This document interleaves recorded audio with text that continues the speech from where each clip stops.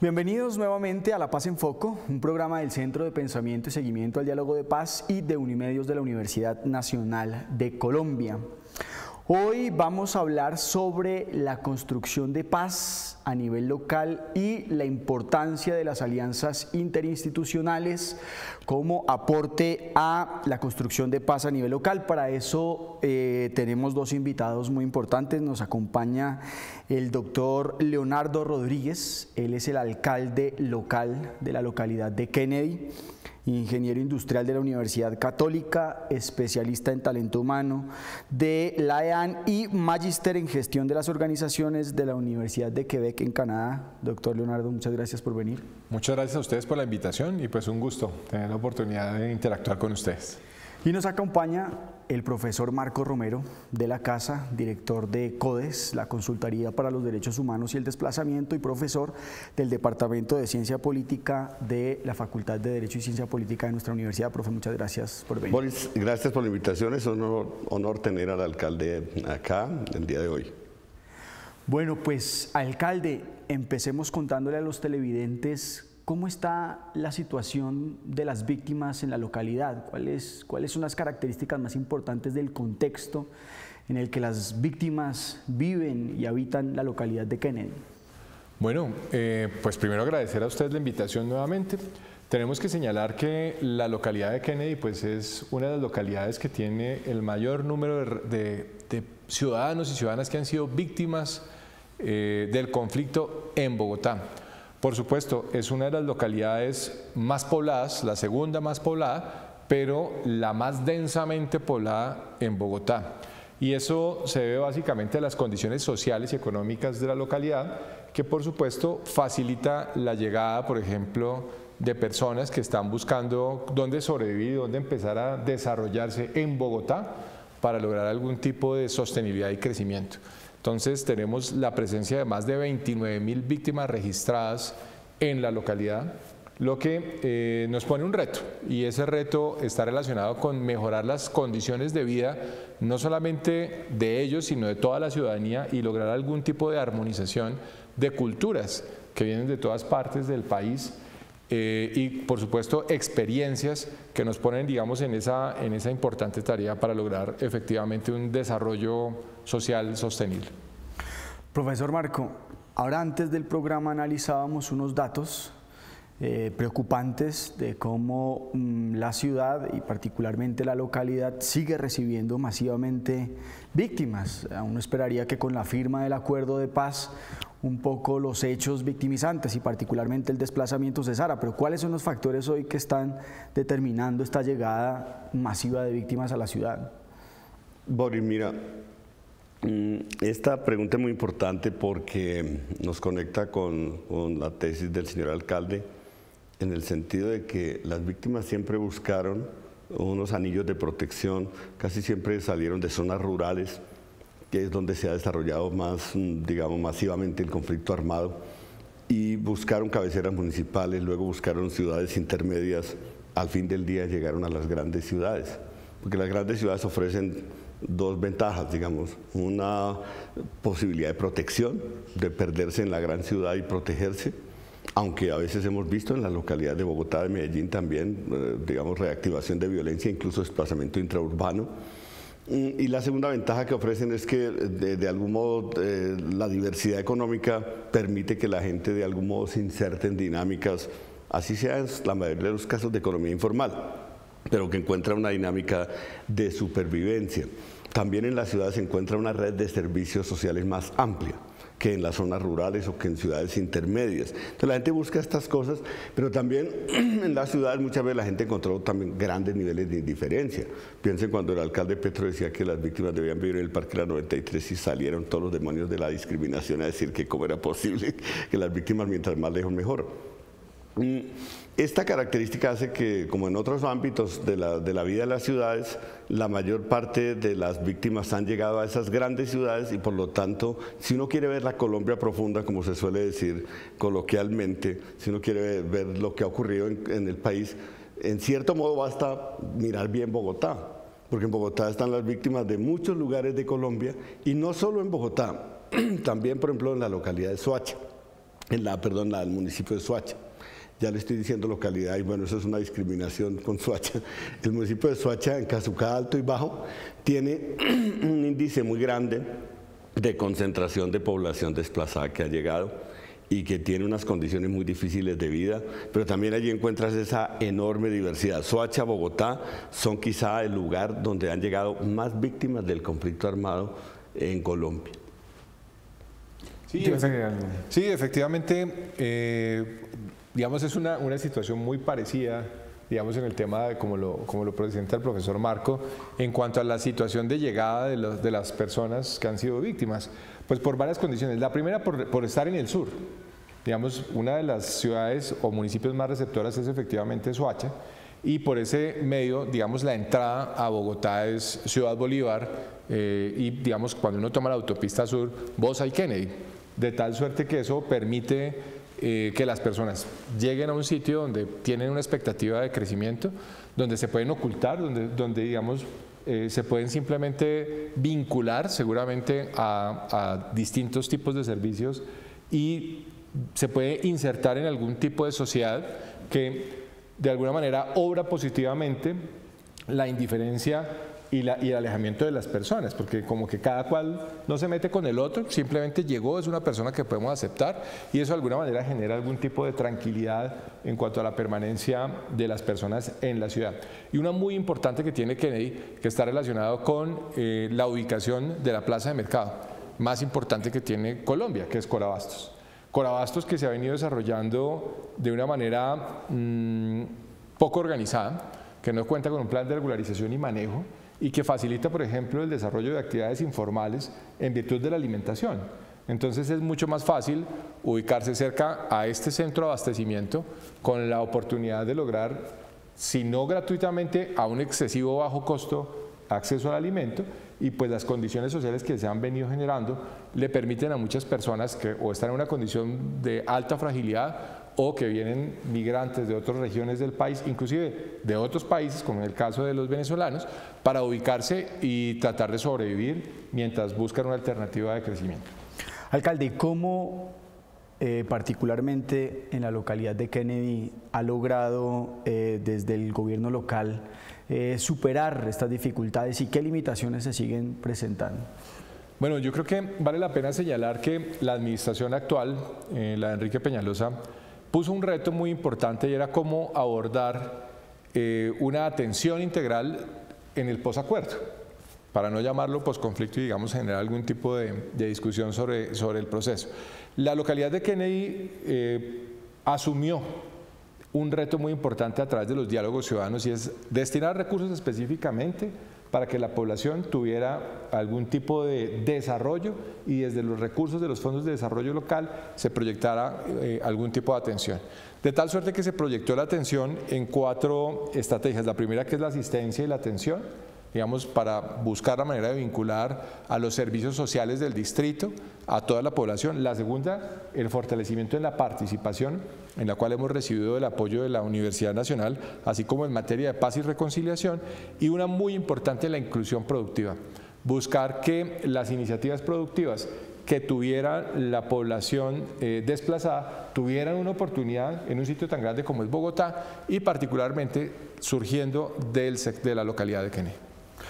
Profesor Marcos, y efectivamente, como lo señala el señor alcalde, hay una alianza interinstitucional entre, en este caso, la alcaldía local de Kennedy y la Universidad Nacional en un proceso que busca aportar a la construcción de paz a nivel local. ¿Cómo valora usted pues, la importancia o la centralidad de estas alianzas, en este caso, de un gobierno local y de la academia?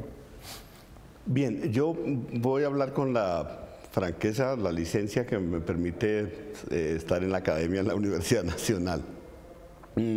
Lo primero que hay que destacar es que la gente llega al sur de la ciudad porque los pobres en general son más solidarios que con las víctimas que el resto. A los demás les produce urticaria y les echan la policía.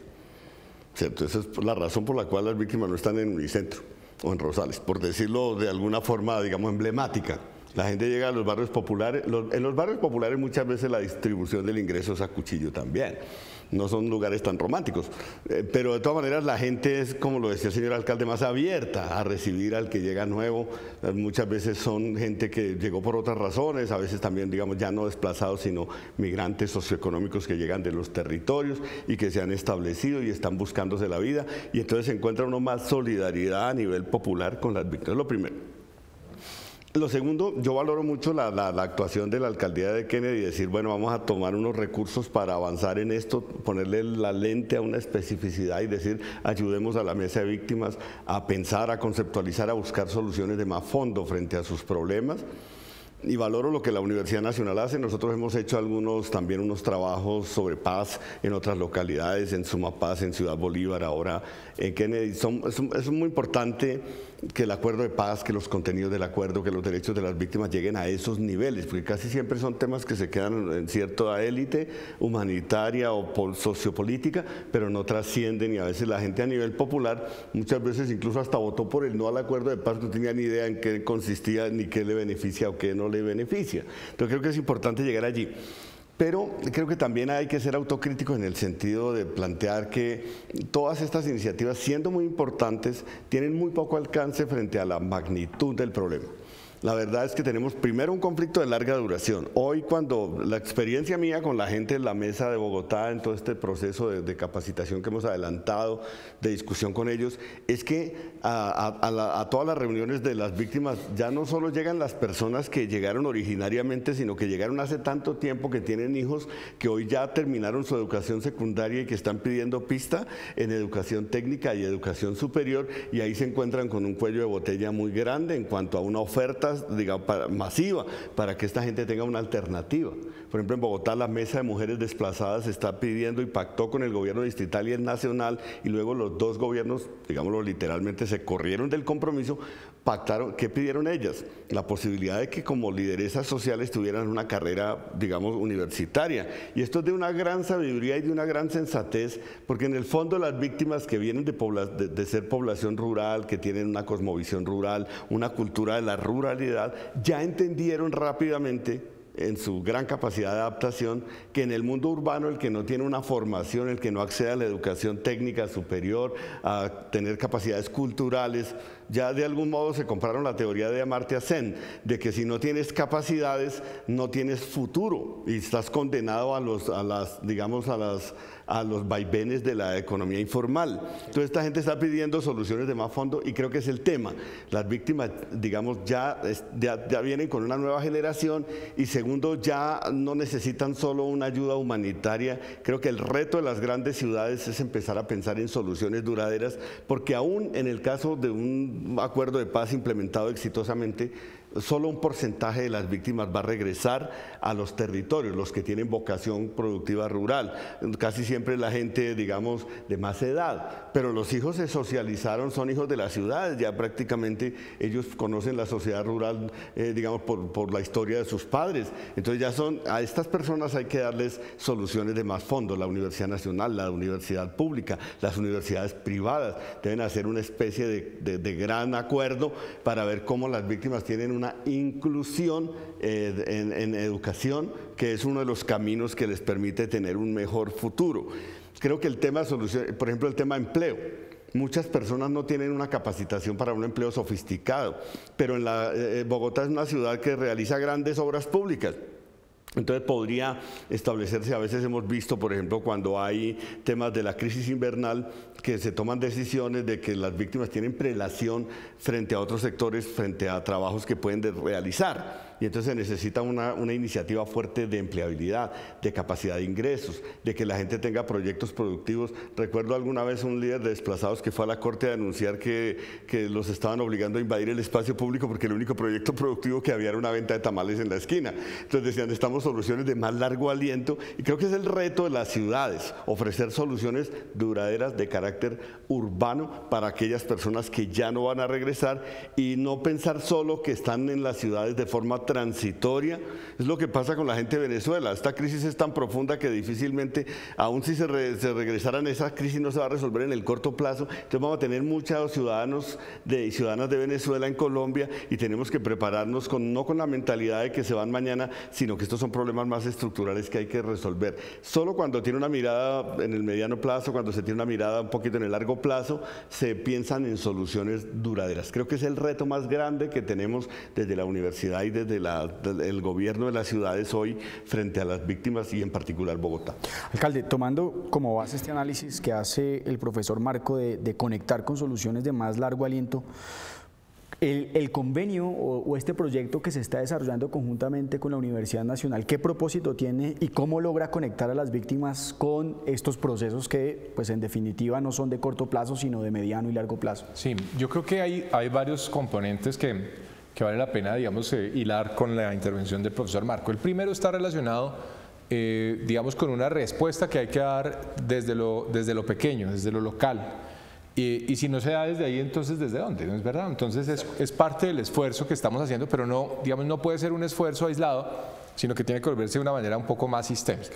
Nosotros, por ejemplo, atendiendo una situación tan particular desde lo local, como es la necesidad de fortalecer el acceso a la educación superior, tuvimos la oportunidad de materializar un proyecto que es un centro de educación superior en la localidad de Kennedy, que conjuga la oferta académica de 3 universidades públicas. Estamos hablando de la Escuela Tecnológica del Instituto Técnico Central, que ofrece carreras de formación técnica, tecnológica y profesional, y que nos permite, por ejemplo, dar una respuesta a requerimientos de la comunidad respecto a empleo o calificación de acciones para volverse técnico en corto plazo, y a la ciudad en cuanto a tener una mano de obra calificada y que incluye de manera directa, si no de una manera muy específica, sí directa, a la población víctima.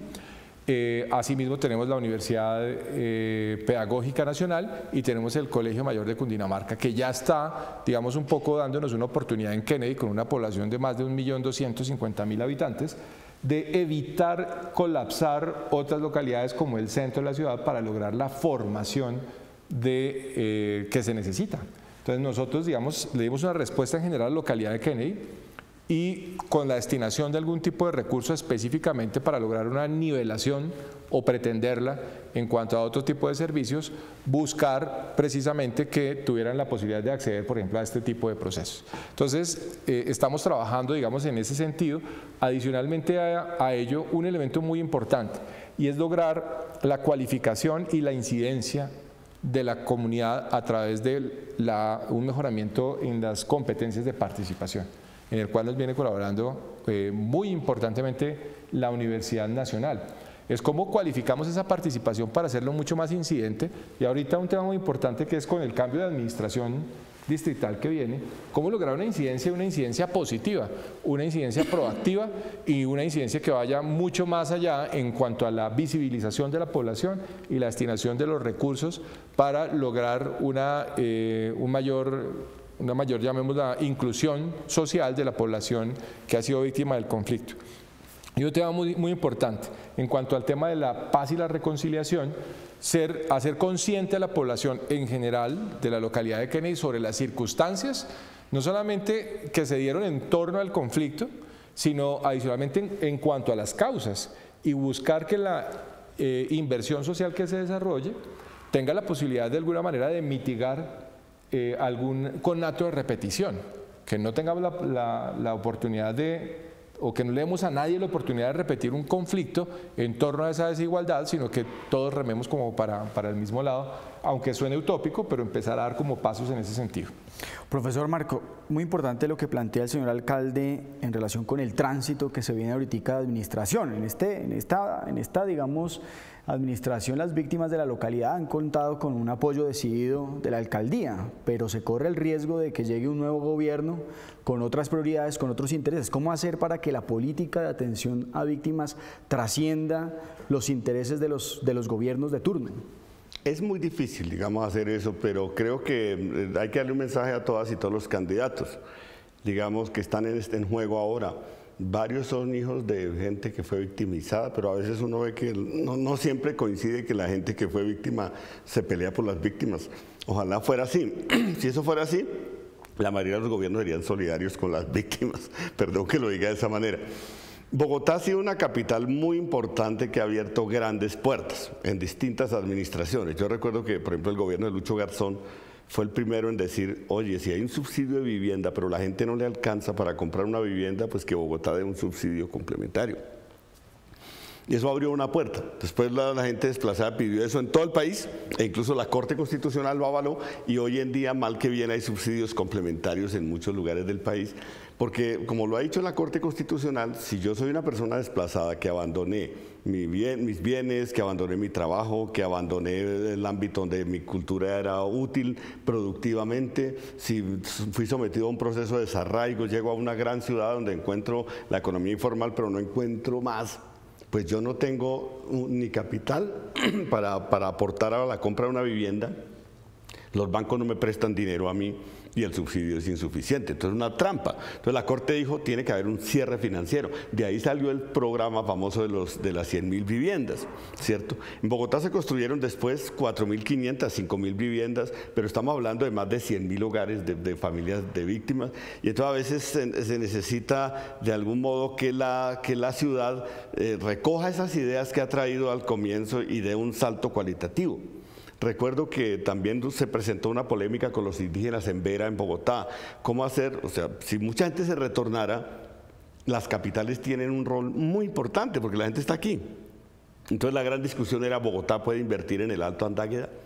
O fiscalmente es imposible porque su jurisdicción es este territorio. La ley, una ley que se votó, incluso animada por la doctora Marta Lucía Ramírez en el año 2007, estableció la posibilidad de que una ciudad pudiera invertir en otros territorios, si se trata de víctimas, en aras de facilitar procesos de retorno. Entonces ese camino ya existe. Entonces creo que es muy importante retomar las distintas experiencias que han hecho los gobiernos. Si este gobierno avanzó en educación, está bien, pero el mensaje que hay que dar a los candidatos y candidatas a la alcaldía es, hay que tener soluciones del tamaño del problema. No podemos trabajar simplemente con caso emblemático, caso simbólico. Aquí está en juego la posibilidad de supervivencia de la gente. Voy a retomar algo que ha dicho el señor alcalde. ¿Cuál es la posibilidad más grave de repetición de violencias en relación con las víctimas?